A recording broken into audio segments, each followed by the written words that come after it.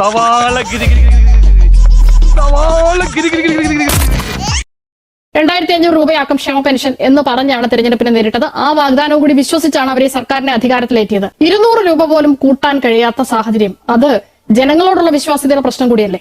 അത് കർഷക തൊഴിലാളി പെൻഷൻ 45 രൂപയായി പ്രഖ്യാപിച്ച നയനാർ സർക്കാർ ആ പെൻഷൻ കൊടുത്തതിനെ കുറിച്ച് കരുണാകരൻ പറഞ്ഞത് ഇത് പ്രത്യുൽപാദനപരമല്ല എന്നാണ്. കേരളത്തിലെ സാമൂഹ്യ സുരക്ഷാ പെൻഷൻ കൊടുക്കുന്നത് രാജ്യം തകർക്കും, നാട് തകർക്കും. ഇതാണ് കോൺഗ്രസിന്റെ പ്രത്യയ ശാസ്ത്രം. നീ നിന്റെ കാര്യം മാത്രം പറഞ്ഞാൽ മതി, അവന്റെ കാര്യം അവൻ പറഞ്ഞോളൂ. ഓരോ വർഷവും കേരളത്തിലെ ഇടതുപക്ഷ ജനാധിപത്യ സർക്കാർ പദ്ധതി വിഹിതം വെട്ടിക്കുറച്ചു എന്ന ബഹുമാനപ്പെട്ട MLA മനോരമ ചാനലിൽ പറഞ്ഞത് പച്ച നുണയാണ്. അലക്കാൻ എവിടെ പോയി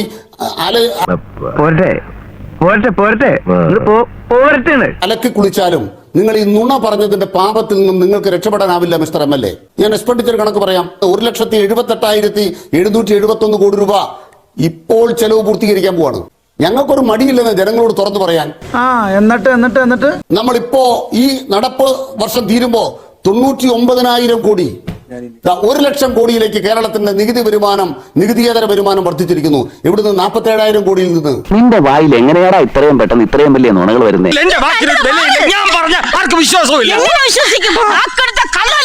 ഉമ്മൻചാണ്ടി സർക്കാരിന്റെ കാലത്ത് ഒന്നും ഈ 9 കൊല്ലം കൊണ്ട് കേരളത്തെ ഞങ്ങൾ വളർത്തിയോ തളർത്തിയോ? നാട്ടുകാരോട് പറയാം. പറയുമ്പോൾ ഒരു കാര്യം ശ്രീ അനിൽകുമാർ, 2500 ക്ഷേമ പെൻഷൻ നൽകാമെന്ന് കേരളത്തിലെ പാവപ്പെട്ട മനുഷ്യരോട് 2021 പറയുമ്പോൾ അത് കേന്ദ്ര സർക്കാർ തന്നിട്ട് കൊടുക്കാം എന്ന പ്രതീക്ഷയിലായിരുന്നു നിങ്ങൾ പറഞ്ഞത്. അങ്ങനെയെങ്കിൽ ഇപ്പോൾ ഈ പറയുന്ന റവന്യൂ കമ്മി ഗ്രാന്റിന്റെ കാര്യത്തിലായാലും GST നഷ്ടപരിഹാരത്തിന്റെ കാര്യത്തിലായാലും ഒക്കെ തെറ്റിദ്ധരിപ്പിക്കലല്ലേ വാസ്തവത്തിൽ സർക്കാർ നടത്തുന്നത്? റവന്യൂ കമ്മി ഗ്രാന്റും 15ാം ധനകാര്യ കമ്മീഷൻ തീരുമാനിച്ചത് എത്രയാണ് 5 വർഷത്തേക്ക് എന്നുള്ളത് നേരത്തെ അറിയാവുന്ന കാര്യമാണ്. അപ്പോൾ അതിൽ നിന്ന് പ്രതീക്ഷിക്കാൻ വകയില്ല. GST നഷ്ടപരിഹാരം 2022 ജൂണിൽ തീരുമെന്നുള്ളത് നേരത്തെ ധാരണയായതാണ്. അപ്പോൾ അതിനപ്പുറത്തേക്ക് അത് കിട്ടുമെന്ന് പ്രതീക്ഷിക്കേണ്ടതില്ല. പിന്നെ ഇപ്പോൾ കേന്ദ്രം തരാത്തത് കൊണ്ട് 2,500 അല്ലെങ്കിൽ 2,000 1,800 പോലും ആക്കാൻ കഴിയുന്നില്ല എന്ന് പറയുന്നത് അതിനെന്ത് അടിസ്ഥാനമാണുള്ളത്? മാഡം, എന്റെ ആത്മാർത്ഥയിൽ നിങ്ങൾ ഫ്രൂട്ട്ലെസ് ഗോരി ഒഴിക്കരുത്. ഈ മോദി സർക്കാർ വന്ന ഈ സർക്കാരിന്റെ കാലത്ത് കേന്ദ്ര പദ്ധതികളിൽ അവരുടെ വിഹിതം അവർ 75% തന്നുകൊണ്ടിരുന്ന 60% വെട്ടിക്കുറച്ചു. അതൊന്നും ഇവിടെ ആർക്കും അന്വേഷിക്കണ്ടല്ലോ. കേന്ദ്ര പദ്ധതികൾ ഏത് വന്നാലും 75% കേന്ദ്ര വിഹിതം ഉണ്ടായിരുന്നു. 60% ആക്കി മാറ്റി. എന്ത് ചെയ്യും? കേന്ദ്ര സർക്കാർ ചെയ്യുന്ന ദ്രോഹം എന്താണ്? ഏത് കേന്ദ്ര പദ്ധതി നടപ്പാക്കിയാലും നിങ്ങൾ അഡ്വാൻസ് പണം കൊടുക്കണം. നമ്മൾ അഡ്വാൻസ് പണം കൊടുത്തിട്ട് ഒരു കൊല്ലോ 1.5 കൊല്ലോ കഴിഞ്ഞിട്ട് പൈസയും കൊടുത്തിരുന്നു. നമ്മൾ ഇവിടുന്ന് പൈസ എടുത്ത് കൊടുക്കും. മനസ്സിലായില്ലേ? മനസ്സിലായി. നിങ്ങൾ ഇന്ന് അഡ്വാൻസ് കൊടുത്താൽ ഇന്ന് നിങ്ങളുടെ കടബാധ്യത കണക്കെടുക്കുകയാണ്. അപ്പൊ എന്ത് ചെയ്യും? ഈ വർഷത്തെ ബഡ്ജറ്റ് പ്രവർത്തനം നടക്കില്ല. കേന്ദ്ര സർക്കാരിന്റെ പൈസ അഡ്വാൻസ് കൊടുക്കാൻ ബഡ്ജറ്റ് പ്രൊവിഷൻ. മറ്റ് സംസ്ഥാനങ്ങളിലൊക്കെ എങ്ങനെയാണ്? കേന്ദ്ര സർക്കാർ നെല്ലെടുപ്പിന് പൈസ തരുന്നു. രാജ്യത്തെ എല്ലാ സംസ്ഥാനങ്ങൾക്കും ഒരേ നിയമമാണല്ലോ ബാധകം. മറ്റ് സംസ്ഥാനങ്ങളിൽ നടക്കുന്നത് UP-യില് പാചകം ചെയ്യുന്ന ഒരു സ്കൂളില് ഒരു മാസക്കാലം അവർ കൊടുക്കുന്ന ശമ്പളം 1000 രൂപ. കേരളത്തിൽ അതേസമയം എത്ര ശമ്പളം കൊടുക്കുന്നത്? 8,500 രൂപ. ബാക്കി ആരെ ശമ്പളം കൊടുക്കേണ്ടത്? കേരള സർക്കാർ. ഞാൻ ഇന്ത്യയിലെ എല്ലാ സ്റ്റേറ്റുമായിട്ട് രാജ്യത്തെ മറ്റെല്ലാ സംസ്ഥാനങ്ങളിലും കേന്ദ്രവും സംസ്ഥാനവും ചേർന്ന് നടപ്പാക്കുന്ന പദ്ധതികളുടെ മാനദണ്ഡം അതാണ്. അത് പാലിക്കാൻ പറ്റാത്തത് കേരളത്തിൽ മാത്രം പാലിക്കാൻ പറ്റാതാവുന്നത് എന്തുകൊണ്ടാണ്? അയ്യോ, മാനദണ്ഡം പാലിക്കാതെയല്ല. കേന്ദ്ര സർക്കാർ അവരുടെ പദ്ധതിയായിട്ട് പ്രൈം മിനിസ്റ്റർ യോജന എന്ന് പറഞ്ഞ യോജനകൾ ഉണ്ടാക്കും. PM പോഷൻ യോജന. PM പോഷൻ യോജന മുട്ടയും പാലും ഉണ്ടോ? മുട്ടയും പാലും പിണറായി സർക്കാരെ കൊടുക്കണം, PM പോഷൻ അല്ല. ഈ PM പോഷന്റെ അവസ്ഥ എന്താ? ഒന്നുമില്ല, കാശ് ചെറിയ പൈസ തരും. ഈ ചെറിയ പൈസ വെച്ച് പദ്ധതി നടക്കത്തില്ല. അപ്പൊ പിന്നെ ആ പൈസ ഇങ്ങോട്ട് വേണ്ടേ? അതിനാ പദ്ധതിയിൽ നമ്മൾ അതിന്റെ ഭാഗമായിട്ട് സംസ്ഥാന വിഹിതം ഇടും. സംസ്ഥാന വിഹിതം ഇടുമ്പോൾ എന്താ സംഭവിക്കുക? ഇപ്പൊ റേഷന്റെ തന്നെ സംസ്ഥാന വിഹിതം എന്ന് പറയുന്നത് കേന്ദ്രം തരുന്നതിന്റെ 3-4 ഇരട്ടി കൊടുക്കണം. ഇത് കേരളം എന്ന് പറയുന്നത് വളർന്ന സംസ്ഥാനമായതുകൊണ്ട് ഇവിടെ ഓരോ കാര്യത്തിനും വരുന്ന അധിക ചെലവ് കേരളം കൂടുതൽ വഹിക്കും. കാശ് വാങ്ങുന്നുണ്ട്, പക്ഷെ അവർക്ക് അതുപോലെ തന്നെ ചെലവുണ്ട്. അതെന്താ ആരും മനസ്സിലാക്കാത്തത്? ഉത്തരേന്ത്യയിലെ മറ്റു സംസ്ഥാനങ്ങൾക്ക് ആ പ്രശ്നമില്ല. അതിപ്പോ ഓരോ കീഴ്വഴക്കങ്ങളാവുമ്പോ അത് ചെയ്യാതെ ഇഷ്ടം പോലെ പദ്ധതികൾ പ്രഖ്യാപിച്ച ശേഷം കേന്ദ്രം തരാത്തത് കൊണ്ട് നടപ്പാക്കാൻ പറ്റുന്നില്ല എന്ന് പറയുന്നത് ജനങ്ങളുടെ കണ്ണിൽ പൊടിയിടലല്ലേ എന്നുള്ളതാണ്. ഞാൻ നേരത്തെ ചോദിച്ച റവന്യൂ ഡെഫിസിറ്റ് ഗ്രാന്റിന്റെയും അതുപോലെ തന്നെ GST നഷ്ടപരിഹാരത്തിന്റെയും കാര്യത്തിലൊക്കെ വസ്തുതകൾക്ക് നിരക്കാത്ത കാര്യങ്ങളല്ലേ പറയുന്നത്? റവന്യൂ ഡെഫിസിറ്റ് ഗ്രാന്റ് എത്ര കിട്ടുമെന്നുള്ളത് 15ാം ധനകാര്യ കമ്മീഷൻ രൂപീകരിച്ച ശേഷം അപ്പോൾ തന്നെ അറിയാം അടുത്ത 5 വർഷം എത്ര കിട്ടുമെന്നുള്ളത്. GST നഷ്ടപരിഹാരം 2022 ജൂണിൽ തീരുമെന്നുള്ളത് സംസ്ഥാനങ്ങൾക്കിടയിൽ ധാരണ ഏതാണ്? GST കൌൺസിലിൽ ധാരണ ഏതാണ്? അത് പിന്നെയും കിട്ടും എന്ന് പ്രതീക്ഷിച്ചുകൊണ്ട് ഞങ്ങൾ 2,500 രൂപ ക്ഷേമ പെൻഷൻ നൽകാം എന്ന് ഒക്കെ ജനങ്ങളോട് പറയുന്നത് രാഷ്ട്രീയ ധാർമ്മികതയ്ക്ക് തന്നെ നിരക്കുന്നതാണ്. കോവിഡ് വന്നാൽ ആ 2 കൊല്ലത്തെ കോവിഡിന്റെ ആഘാതം മൂലം സമ്പദ്ഘടന ഇങ്ങനെ തകരുമെന്നുള്ള കാര്യത്തിൽ എല്ലാവർക്കും നല്ല ധാരണയുണ്ടായിരുന്നു. ഈ പാതിരാത്രിയിലെ നോട്ട് നിരോധനം നടപ്പാക്കുമെന്നുള്ള കാര്യം എല്ലാവർക്കും അറിയാമായിരുന്നു. GST റിജിം വരുമ്പോൾ അതിന്റെ ഭാഗമായിട്ട് കമ്പ്യൂട്ടർ സംവിധാനം കൃത്യമായിട്ട് പ്രവർത്തിപ്പിക്കാൻ കേന്ദ്രം തയ്യാറായിട്ടില്ല എന്ന കാര്യം എല്ലാവർക്കും അറിയാവുന്ന കാര്യമാണോ?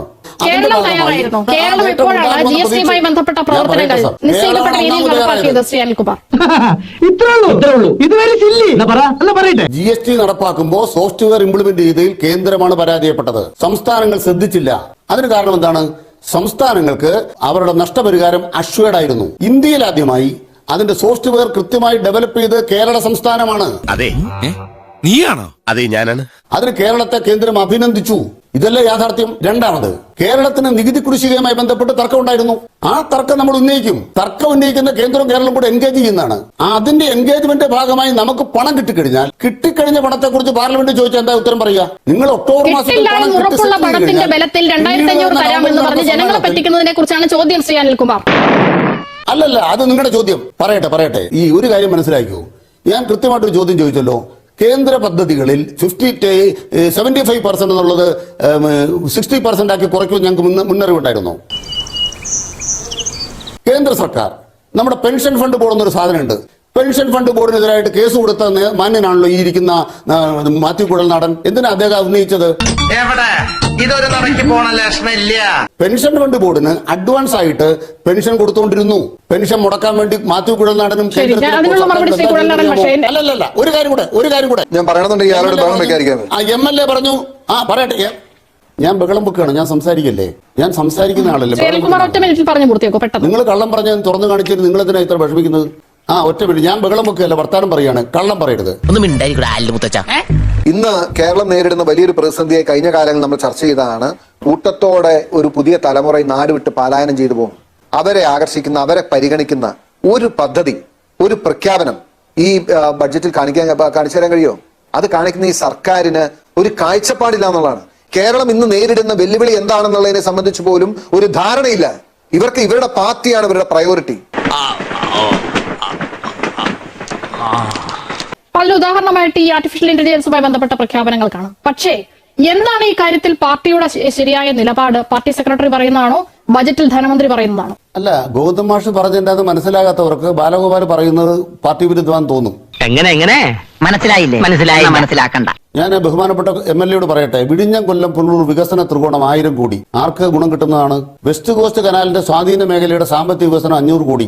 ഡിജിറ്റൽ സയൻസ് പാർക്ക് ക്യാമ്പസ് 212 കോടി. പാലക്കാട് 1250 ഏക്കർ സ്ഥലം ഏറ്റെടുത്തിട്ട് കാത്തിരിക്കുകയാണ്. കേരളത്തിനകത്ത് കഞ്ചിക്കോട്, അവിടെ വെള്ളമില്ല എന്ന് പറഞ്ഞാൽ ചിലർ വഴക്കുണ്ടാക്കുന്നുണ്ട്. പക്ഷെ അവിടെ സ്ഥലം ഏറ്റെടുത്തിട്ടിരിക്കുകയാണ് കേരള സർക്കാർ. ഇതൊക്കെ പുതിയ തലമുറയ്ക്ക് വേണ്ടിയല്ലേ?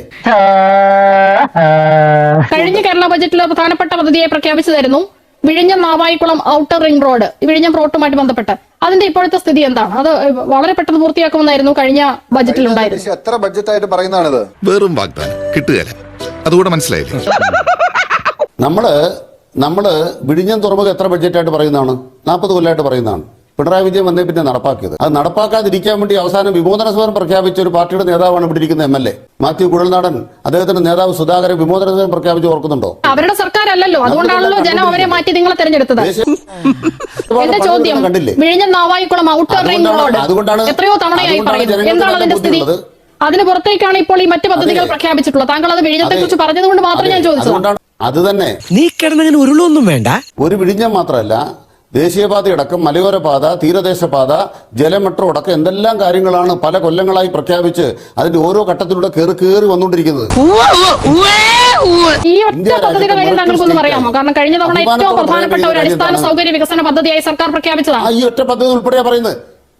വളരെ പ്രധാനപ്പെട്ടതാണ്. ഇപ്പൊ എന്താ സ്ഥിതി? നമ്മൾ ആദ്യം ചെയ്യേണ്ട എന്താണ്? വിഴിഞ്ഞത്ത് കപ്പൽ വരുമെന്ന് ഉറപ്പാക്കണ്ടേ? ഞാൻ ചോദിക്കുന്നത് മറ്റൊന്നാണ് ശ്രീ അനിൽകുമാർ. താങ്കൾ എത്ര വഴിതിരിച്ചു വിടാൻ ശ്രമിച്ചാലും ഞാൻ ചോദിക്കുന്നത് അതേക്കുറിച്ച് വിഴിഞ്ഞത്ത് കപ്പൽ വരുമോ എന്നല്ല. വിഴിഞ്ഞം നാവായിക്കുളം ഔട്ടർ റിംഗ് റോഡ് പദ്ധതി കഴിഞ്ഞ തവണ ബജറ്റിൽ വലിയ ഏറ്റവും പ്രധാനപ്പെട്ട അടിസ്ഥാന സൗകര്യ വികസന പദ്ധതിയെ പ്രഖ്യാപിച്ചതാണ്. അങ്ങനെ പറഞ്ഞോ സാറേ? പിന്നല്ലാതെ. അതിന്റെ സ്ഥിതി എന്താണെന്നാണ്? തലമേറ്റെടുത്തിട്ടുണ്ടോ? സത്യം പറഞ്ഞോണം ഉരുണ്ട് കളിക്കരുത്. മാഡം അന്ന് കേക്കട്ടെ. എനിക്ക് എയുടെ കാര്യത്തിൽ മറുപടി ഉണ്ട്. ഞാൻ പറയട്ടെ മാഡം, ഞാൻ ഒന്ന് കേക്കട്ടെ. ഞാൻ പറയല്ലേ, നിങ്ങൾ ചോദിച്ചോണ്ടിരുന്ന കുഴപ്പമെന്ന് വെച്ചാൽ എയുടെ കാര്യത്തിൽ മറുപടി പറയാൻ പറ്റിയിട്ടില്ല. ഇത് ഒത്തിരി ചോദ്യമായി. ഇത്തരം ചോദ്യങ്ങൾക്ക് ഉത്തരം അറിയാമെങ്കിൽ പണ്ടേ ഞാൻ കളക്ടറായനെ. ഇപ്പൊ ഇത് പറഞ്ഞു അവസാനിപ്പിക്കാം. വിഴിഞ്ഞത്ത് കപ്പൽ വരുമെന്നായിരുന്നു സംശയം. പ്രതിപക്ഷ നേതാവ് സതീശനും സുധാകരനും അടക്കമുള്ള ഒരു തടയാൻ ശ്രമിച്ചു. കപ്പൽ വന്നിരിക്കുന്നു, ഇനി എന്ത് വേണം? ആ കപ്പൽ ഇറക്കുന്ന സാധനം പോകാനായിട്ട് വഴി വേണം. വിഴിഞ്ഞം നാവായിക്കുളം റോഡ് അതിനുണ്ടാക്കിയ പദ്ധതിയാണ്. കപ്പൽ വരുമെന്ന് ഉറപ്പാക്കിയതുകൊണ്ട് എന്താണോ പണത്തിന് കുറവുള്ളത് ആ കുറവില്ലാത്തത് കൈകാര്യം ചെയ്യും. ഇതാണ് സർക്കാരിന്റെ മറുപടി. ഞാൻ പറയാം, താങ്കൾ മറുപടി പറയണമെന്നില്ല. താങ്കളുടെ ബുദ്ധിമുട്ട് എനിക്ക് മനസ്സിലാകും. NHA ഈ ഭൂമി ഏറ്റെടുക്കൽ വിജ്ഞാപനം പുറപ്പെടുവിച്ചിട്ട് 2 വർഷം കഴിഞ്ഞിരിക്കുന്നു. ഈ വിഴിഞ്ഞം നാവായിക്കുളം റോഡിന്റെ കാര്യത്തിൽ ഭൂമി ഏറ്റെടുക്കൽ ഒരു തരി പോലും മുന്നോട്ട് പോയിട്ടില്ല എന്നുള്ളതാണ് വസ്തുത എന്നുള്ളത് എനിക്ക് താങ്കൾക്കും അറിയാം. കാര്യം സത്യമാണെങ്കിലും എനിക്ക് അംഗീകരിച്ചു കൊടുക്കാൻ പറ്റുമോ? അതിൽ കൃത്യമായിട്ട് പറയാം. ഒന്ന്, സ്ഥലം ഏറ്റെടുക്കാൻ വിജ്ഞാപനം പ്രഖ്യാപിച്ചാൽ മഞ്ഞക്കുറ്റിയായിട്ട് വരുന്ന ആളുകളുണ്ടല്ലോ, ആ കുറ്റി തടയാൻ വരുന്ന കുറെ പേരുണ്ടല്ലോ. നിങ്ങൾ ഏത് കുറ്റിയാ തടയുന്നത്? ഏതാ തടയാത്ത കുറ്റി? നിന്റെ തലയ്ക്ക് വല്ല അസുഖമുണ്ടോ? ഇല്ല. പിന്നെ എന്താ അതിന്റെ അർത്ഥം? നിങ്ങളൊരു പ്രഖ്യാപനം നടത്തുക, നാളെ ഞങ്ങൾ ഇന്ന സ്ഥലത്തെ കുറ്റി തടയും, വിഴിഞ്ഞം നാവായിക്കുളം കുറ്റി ഞങ്ങൾ തടയത്തില്ല, പ്രഖ്യാപിക്കും ഇവരാരെങ്കിലും. ഞങ്ങൾ ഈ പണിയെല്ലാം ചെയ്തുകൊണ്ടിരിക്കുന്നത്. പറയട്ടെ, കുഴൽനാടൻ തടച്ചിലുകാരനാ. പറയട്ടെ, പാർട്ടിയുടെ നിലപാട് പറയാം. നിങ്ങൾ അതിന് മനസ്സിലാക്കണമെങ്കിൽ മൈക്രോസോഫ്റ്റിന്റെ സോഫ്റ്റ്വെയർ ഉണ്ട് നമുക്കിവിടെ, ലിനക്സിന്റെ സോഫ്റ്റ്വെയർ ഉണ്ട്. VS സർക്കാർ ഇരുന്നപ്പോൾ കേരള സർക്കാർ നിലപാട് സ്വീകരിച്ചു, ഞങ്ങൾ സ്വതന്ത്ര സോഫ്റ്റ്വെയർ കൊണ്ടുവരും. ഇതൊക്കെ കേട്ടിട്ട് എന്റെ വൈറ്റമിൻസ് ചോർന്ന് പോണു വിക്രമ. എന്ന് പറഞ്ഞാൽ മൈക്രോസോഫ്റ്റ് പോലുള്ള കുത്തക കമ്പനികൾക്ക് കപ്പം കൊടുത്ത് പ്രവർത്തിപ്പിക്കേണ്ടതിന് പകരം കേരളത്തിലെ വിദ്യാലയങ്ങളിലടക്കം ലിനക്സിന്റെ ഓപ്പൺ സോഴ്സ് പ്ലാറ്റ്ഫോം ഉപയോഗിക്കുന്നത്. ഇതേപോലെ അമേരിക്ക പണം കൊടുത്ത് കപ്പം വാങ്ങി ഉപയോഗിക്കുന്ന AI ഉണ്ട്. അതിന് ബദൽ AI രൂപീകരിക്കും. ഭയങ്കരം തന്നെ. ആ ബദൽ AI എന്ന് പറയുന്നത് പൊതുമേഖലയിൽ വികസിപ്പിക്കണമെന്നാണ് CPM ന്റെ നിലപാട്. അങ്ങനെ പൊതുമേഖലയിൽ വികസിപ്പിക്കത്തക്ക വിധം കേരളത്തിൽ കേരളത്തിലല്ല, ഇത് കണ്ടുപിടിക്കുന്ന മനുഷ്യന്റെ ഗവേഷണത്തിന്റെ ഭാഗമായി ഈ കേരളവും ഇന്ത്യയുടെ ഭാഗമാണ്, ലോകത്തിന്റെ ഭാഗമാണ്. അറിവിന്റെ കേന്ദ്രം എന്ന് പറയുന്നത് ലോകത്തെ എല്ലാ മനുഷ്യനുമാണ്. അതുകൊണ്ട് തന്നെ കേരളത്തിലും അത്ഭുതകരമായ കണ്ടുപിടുത്തത്തിൽ ലോകത്തെ ഉത്പാദിപ്പിക്കുന്നതിൽ ആർട്ടിഫിഷ്യൽ ഇന്റലിജൻസിനെ കുറിച്ച് പോലും ഇത്ര വലിയ ചിന്തയുള്ള സർക്കാരാണുള്ളത്. അതാണ് ഇന്ന് ബജറ്റിൽ കേട്ടത്. MV ഗോവിന്ദൻ പറഞ്ഞതിന്റെ അർത്ഥവും അത് തന്നെയാണ് എന്ന് പറയുന്നു. ശ്രീ കുഴൽനാടൻ, താങ്കളുടെ സമയം. ഡൗട്ട് എന്താണ്? ഇനി എന്റെ ഒരു കൂന്തളിക്കലുണ്ട്, അങ്ങോട്ട് മാറങ്ങട്. നിങ്ങൾ വിഴിഞ്ഞത്ത് കപ്പൽ വരുമെന്ന് ചോദിച്ചു. അദ്ദേഹം പറഞ്ഞില്ല, വിഴിഞ്ഞത്ത് കപ്പൽ വന്നു. കപ്പൽ വന്നു കഴിഞ്ഞപ്പോൾ പിന്നെ ഇനി ആ സാധനം കൊണ്ട് റോഡ് ഉണ്ടാക്കണം. ആ റോഡ് ഉണ്ടാക്കാൻ വേണ്ടിയിട്ടുള്ള കാര്യം ഞങ്ങൾ ആലോചിക്കണം. ഇതാണ് CPM. യഥാർത്ഥത്തില് കപ്പൽ വന്ന് സാധനം ഇറക്കി കഴിയുമ്പോ റോഡ് പണിയുന്നതിനെ കുറിച്ച് ആലോചിക്കുന്ന പാർട്ടിയാണ് CPM. അദ്ദേഹം പറഞ്ഞത് വളരെ കൃത്യമായിരുന്നു, എനിക്ക് തോന്നിയത്. അല്ല, അവിടെ തടയാൻ നിൽക്കുന്നത് നിങ്ങളാണ് പ്രശ്നക്കാരെന്ന് പറയുന്നുണ്ട് ശ്രീ കുഴൽനാടൻ. ഈ വികസനത്തിന് തടസ്സം നിൽക്കുന്നത് നിങ്ങളാണ്, പ്രതിപക്ഷമാണ് എന്നാണ് ശ്രീ അനിൽകുമാറിന്റെ വാദം. കേരളത്തിന്റെ ചരിത്രം അറിയാവുന്ന എല്ലാവർക്കും അറിയാലോ. ട്രാക്ടറും ടില്ലറും വന്നപ്പോ തടഞ്ഞത് ഞങ്ങളാണ്. കമ്പ്യൂട്ടർ വന്നപ്പോ തടഞ്ഞത് ഞങ്ങളാണ്. ഇവിടെ സ്വയാശ്രയ കോളേജ് വന്നപ്പോൾ തടഞ്ഞതും രക്തസാക്ഷികളായതും ഞങ്ങളാണ്. വിദേശ സർവകലാശാലകളെ കേരളത്തിലേക്ക് കൊണ്ടുവരാൻ ആഗ്രഹിച്ചപ്പോൾ തടഞ്ഞതും സമരം നടത്തിയതും തല്ലിപ്പൊളിച്ചതും രക്തസാക്ഷികൾ ഉണ്ടാക്കിയതും ഞങ്ങളാണ്. ഇനി ഇതും ഞങ്ങളാണെന്ന് പറഞ്ഞിട്ട് കുഴപ്പമില്ല. ഇവിടെ മെട്രോ വന്നതും വിഴിഞ്ഞം വന്നതും കണ്ണൂർ എയർപോർട്ട് വന്നു ഒന്നും ഉമ്മൻചാണ്ടി അല്ല, പിണറായി വിജയനാണെന്ന് പറഞ്ഞോട്ടെ. ഈ ജനം ഇത് കാണുന്നുണ്ടല്ലോ. ഇങ്ങനെയൊക്കെ പറയാൻ ഇവരെ ട്രെയിൻ ചെയ്ത് വിടുന്ന പാർട്ടി അതാണ് CPM. അതാണ് നിഷയോട് പറഞ്ഞത്, നിഷയ്ക്ക് ഈ പാർട്ടിയെ കുറിച്ച് ഒരു ചുക്കും അറിയില്ല. അതുകൊണ്ടാണ് ഇങ്ങനെയുള്ള ഒരു ആർഗ്യം അധികം നമ്മൾ താല്പര്യപ്പെടാത്തത്. കാരണം എത്ര പറഞ്ഞിട്ട് കാര്യമില്ല, ഇത് തന്നെ പറയും. ഇത് തന്നെ ഇങ്ങനെ ഈ റേഡിയോയിൽ ട്യൂൺ ചെയ്ത് വെക്കുമ്പോൾ ഇങ്ങനെ പറഞ്ഞുകൊണ്ടിരിക്കും. അത് പിന്നെ തെളിയിക്കപ്പെട്ടിട്ടുള്ള ശാസ്ത്രശാഖയാണല്ലോ. ആണല്ലോ. അതാണ് അവരുടെ രാഷ്ട്രീയ പ്രവർത്തനം എന്ന് പറഞ്ഞത്.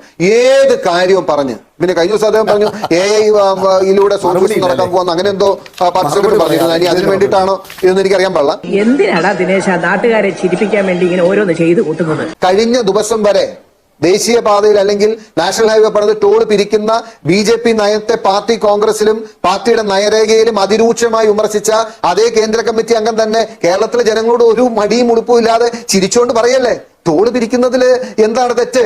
ആരാണ് പറഞ്ഞത്? ഭാരതത്തിലെ മറ്റ് രാഷ്ട്രീയ പാർട്ടികളെക്കാൾ ഒരുപാട് വർഷം പുറകിലാണ് ഇന്ത്യൻ കമ്മ്യൂണിസ്റ്റ് പാർട്ടികൾ ഇന്നും സഞ്ചരിച്ചുകൊണ്ടിരിക്കുന്നത്. ഒരു 10-20 വർഷം മുമ്പ് കമ്പ്യൂട്ടറൈസേഷൻ കേരളത്തിൽ നടന്നിരുന്നെങ്കിൽ, കേരളത്തിലെ IT മേഖല മെച്ചപ്പെടുത്തിയിരുന്നെങ്കിൽ നമ്മുടെയൊക്കെ കുട്ടികൾ രക്ഷപ്പെട്ടു പോകുമായിരുന്നു. കേന്ദ്ര ഗവൺമെന്റിന്റെ പദ്ധതികൾ ഇന്ന് CPM ശരിവെക്കുന്നുവെങ്കിൽ അതാണ് കേരളത്തിന്റെ ടൂറിസം മേഖലയ്ക്ക് ആക്കം കൂട്ടുന്നത് എന്ന് പറഞ്ഞിരുന്നെങ്കിൽ, മാത്രമല്ല ഗീതാ ഗോപിനാഥ് എന്ന് പറയുന്ന അങ്ങ് യൂറോപ്യൻ സാമ്പത്തിക ശാസ്ത്രത്തിന്റെ ഒരു വക്താവിനെ കേരളത്തിലെ ധനകാര്യ ഉപദേഷ്ടാവായി വെക്കുമ്പോൾ കമ്മ്യൂണിസം കാലഹരണപ്പെട്ടിരിക്കുന്നു. മനുഷ്യൻ ഇത്രക്ക് ചീപ്പാവരുത്. അതെ, അത് തന്നെ എനിക്കും പറയാനുള്ളത്. മനുഷ്യനാണല്ലേ ഇത്രക്ക് ചീപ്പാൻ പാടില്ല. ഇടതുപക്ഷം എന്ന് പറയുന്നത് ഈ രാജ്യത്തിന്റെ വികസനത്തിന് കൊള്ളുന്നതല്ല. 36 കൊല്ലം ഞങ്ങളെടുത്ത് തകർത്ത ബംഗാളിനെ പോലെയല്ല. ത്രിപുരയിൽ പോയല്ല. കേരളം രക്ഷപ്പെടണമെങ്കിൽ ഈ തരത്തിലുള്ള വ്യതിചലനങ്ങൾക്ക് ആവശ്യമാണ്. അതിന്റെ തുറന്ന് സമ്മതിക്കലാണ് നിഷ ഇവിടെ നടന്നുകൊണ്ടിരിക്കുന്നത്. ഈ രാജ്യത്തെ ഇക്കാലം അത്രയും നശിപ്പിച്ചത് നോക്കൂ. ഇപ്പോഴൊരു ചില കാര്യങ്ങളെ കുറിച്ച് പറയുന്നു. പൈപ്പ് കേബിളിനെ കുറിച്ച് സമരം നടത്തിയവർ, കൊയ്ത്ത് യന്ത്രത്തിനെതിരെ സമരം നടത്തിയവർ, കമ്പ്യൂട്ടറിന് സമരം നടത്തിയവർ ഇന്ന് ആ തെറ്റ് തിരുത്താൻ തയ്യാറാകുമ്പോ ഞങ്ങളാണ് ഈ കൊച്ചു കേരളത്തെ നശിപ്പിച്ചത് എന്നതിന്റെ സാക്ഷ്യപത്രം സമ്മതിക്കുകയും ഒരു പുനർവിചിന്തനത്തിന്, ഒരു മാറ്റത്തിന് ഞങ്ങൾ തയ്യാറാണ്. ഞങ്ങൾ ഇത്രയും കാലം വിശ്വസിച്ചു പോകുന്നത് തെറ്റായിരുന്നു എന്നുള്ള തുറന്ന സമ്മതത്തിന് മാത്രം അവർ തയ്യാറായ കേരളം രക്ഷപ്പെടും. ഇങ്ങനെ അറിയിക്കാനാണ് ഭാവമെങ്കിൽ അതിന് വെച്ച് വെള്ളം വാങ്ങി വെച്ചത്. ഇവിടെ പറഞ്ഞു കേട്ടു കേരളം തകർന്നെന്ന്. പക്ഷെ അദ്ദേഹത്തിന്റെ നീതി ആയോഗ് എഴുതി തരുന്ന ഒരു കടലാസിലും കേരളം തകരുകയല്ല, 1ാം സ്ഥാനമാണ്. കേന്ദ്രമന്ത്രി ജോർജ് കുര്യൻ പറയുന്നത് നിങ്ങൾ വളരെ മുമ്പിലായതുകൊണ്ട് കാശ് കിട്ടുന്നില്ല. ഇപ്പൊ ഇദ്ദേഹത്തിന്റെ വക്താവ് പറയുന്നത് കേരളം തകർന്ന. എവിടെയാ സാർ കേരളം തകർന്നത്? പിടിച്ച് നീ ഇവിടം വരെ എത്തിയതല്ലേ മോനെ. ഇന്ത്യ രാജ്യത്ത് കേരളം പിന്നിൽ നിൽക്കുന്ന, ഞാനൊരു ചലഞ്ച് പ്രഖ്യാപിക്കുകയാണ്. ഇന്ത്യ രാജ്യത്ത് കേരളം പിന്നിൽ നിൽക്കുന്ന ഒരു മേഖല പറയാമോ? എന്താ ചലഞ്ച് ചെയ്യാണ്. ഞാൻ പറയട്ടെ സാർ, നിങ്ങൾ ചർച്ച. ഞാൻ നീതി ആയോഗിന്റെ കണക്കാ ചോദിക്കുന്നത്. നരേന്ദ്രമോദി പ്രധാനമന്ത്രി അദ്ദേഹം അധ്യക്ഷനാണ്. ഞാൻ പറയട്ടെ സാർ, ഒരു മേഖല പറയൂ മെച്ചപ്പെട്ടത്. ഒറ്റ മേഖല അവസാനം പറഞ്ഞോട്ടെ. നമ്മൾ ആദ്യം 28ാം സ്ഥാനത്ത് കിടന്ന് 15ാം സ്ഥാനത്തായി വ്യവസായ മേഖലയിൽ, ഈസ് ഓഫ് ഡൂയിങ്ങില്. ഇപ്പൊ 1ാം സ്ഥാനത്ത് വന്നു. പത്രം വായിച്ചില്ലേ? പി രാജീവൻ അവാർഡ് കൊടുത്ത നിങ്ങളുടെ കേന്ദ്രമന്ത്രിയല്ലേ? ഞാൻ പറയാം. ആരോഗ്യ മേഖല വീണ ജോർജിന് വിളിച്ച് അവാർഡ് കൊടുത്താരാ? ഞാൻ പറയണം. പി രാജീവനെ ഡൽഹി വിളിച്ച് സമ്മാനം കൊടുത്താരാ? ഞാൻ പറയാം. വീണ ജോർജിനെ ഡൽഹി വിളിച്ച് സമ്മാനം കൊടുത്താരാ? ഞാൻ ഈശ്വര, ഇവിടെ ആരില്ലല്ലോ ഇതൊന്ന് പറഞ്ഞു ചിരിക്കാനായിട്ട്. പി രാജീവന് പുരസ്കാരം കൊടുത്തത് താങ്കൾ കണ്ടില്ലായിരുന്നു? ഞങ്ങൾ കണ്ടിരുന്നു, ഒരു മെമന്റോ കൊടുത്തിരുന്നു. അതായത് കുറച്ച് കാര്യങ്ങൾ മെച്ചപ്പെടുത്തിയവർക്കുള്ള 18 സംസ്ഥാനങ്ങളെ വിളിച്ച് മെമന്റോ കൊടുത്തപ്പോൾ പി രാജീവന് കൊടുത്തത് ഞങ്ങൾ ഡൽഹിയിൽ കണ്ടിരുന്നു. ശ്രീ ജയചന്ദ്രൻ അറിഞ്ഞിരുന്നു.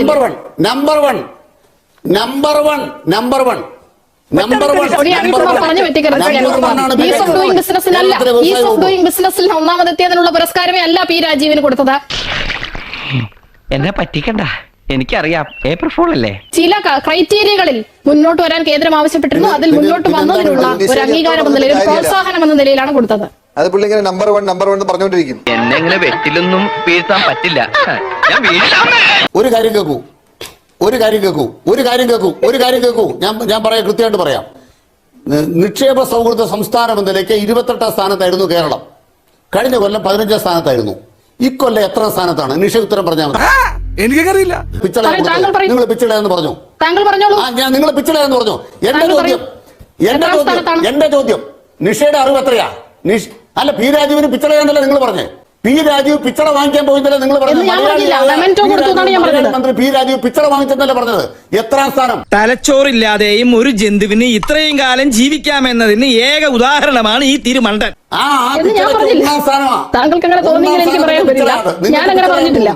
നിങ്ങൾക്ക് പിച്ചളയാന്ന് തോന്നും. എന്തോന്ന് അടവ് എവിടെ നിന്ന് കിട്ടിയോടോ ഈ ഉണ്ടാക്കണേ? മലയാളിക്ക് അഭിമാനിക്കുക. ഈ മലയാളിക്കെതിരാണ് കേന്ദ്ര സർക്കാർ, മലയാളിക്കെതിരാണ് കോൺഗ്രസ്, ഈ കേരളത്തിനെതിരാണ് ഇവരെല്ലാം. പച്ച തെറിയേക്കണ്ട ഇറങ്ങി പൊയ്ക്കോ.